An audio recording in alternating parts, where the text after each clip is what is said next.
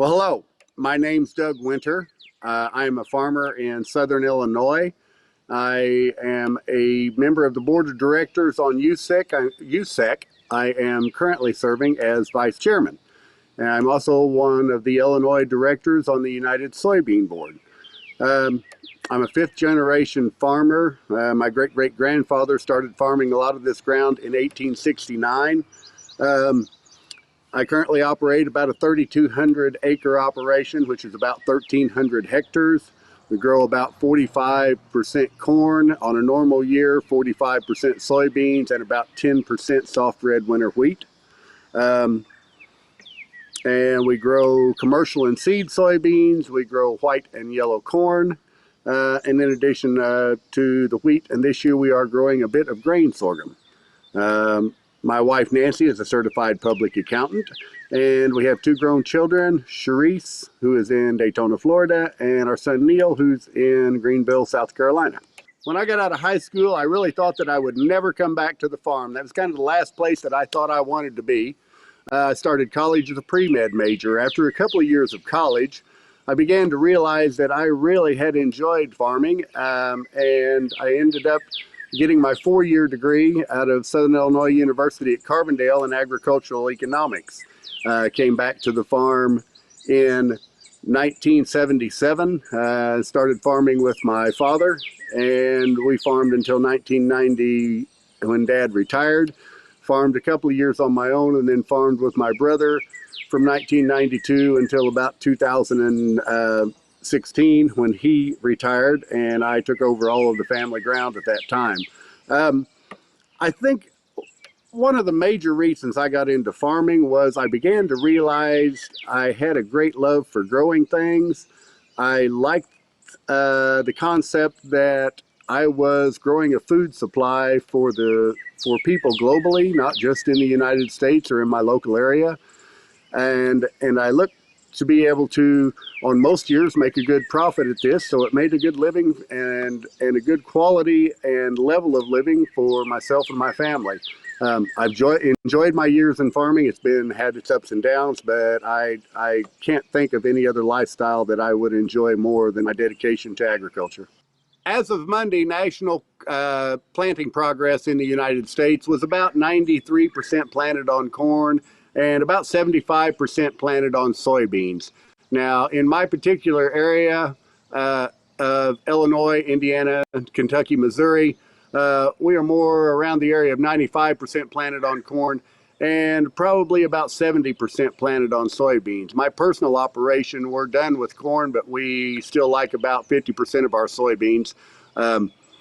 We are lagging behind. Right now, we're running about 10 days behind normal due to heavier rainfalls. We're about 4 to 5 inches above what our average rainfall at this point year to date would be. So it slowed things down a little bit, but with the size of equipment, everything can go in the ground in a hurry anymore. Good forecast. As you can tell, the sun behind me and the dark sunglasses that I've got, we've got a nice sunny day and we've got a good forecast for the next few days. So I think you'll see major planting progress in soybeans over the next 4 to 5 days.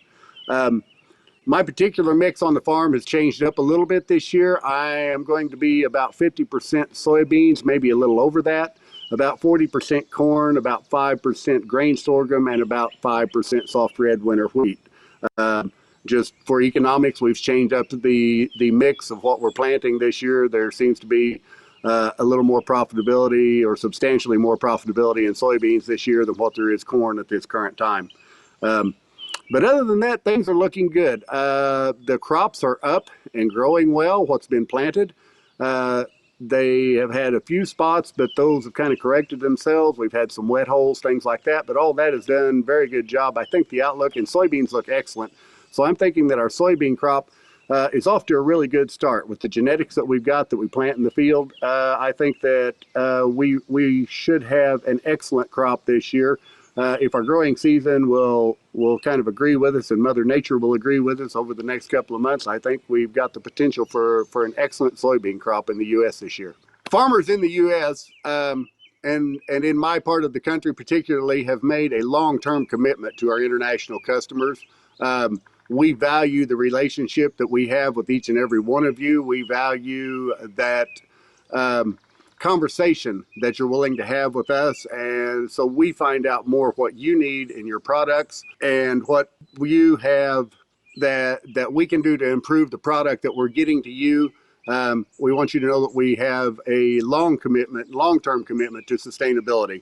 There have been a number of measures and a number of things that have taken place over the past several years that have improved the sustainability of U.S. soybeans, and we think they're probably the best in the country.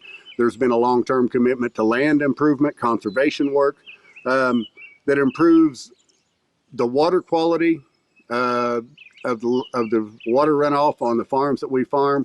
We use less fuel, substantially less fuel than what we did a few years ago. We've been able to economize, and we've been able to improve the efficiency of our operations, so we're using less fuel and overall a smaller carbon footprint for the crops that we're producing and the bushels that we're selling to you. Seed genetics have improved greatly. As we mentioned before, we look at the composition of oil and protein amounts, trying to get those and pick the varieties that have got those highest levels of oil and protein in them.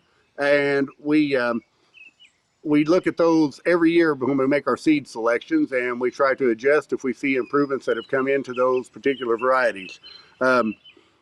Mechanical technology as far as global positioning satellite systems to guide our tractors to record the field data.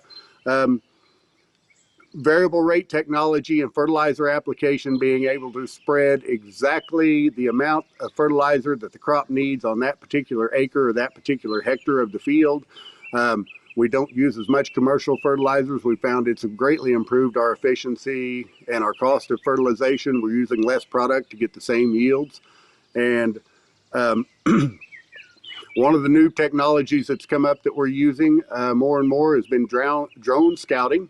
The use of aerial drones to be able to scout crops, to be able to analyze that crop all the way through the season and keep you, our customers, better informed as to what's going on in the field, how that crop's developing, what we think our crop potential is going to be all the time.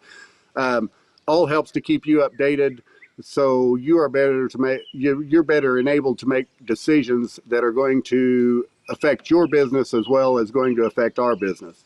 I think all of those things compiled together, I think that's why we feel in the U.S. that we have one of the most efficiently, we have the best crop in the world, quality-wise. We always have a number of things, of course, in composition. Amino acids in U.S. soybeans array is greatly improved over other markets that you have the choice to buy from in the world.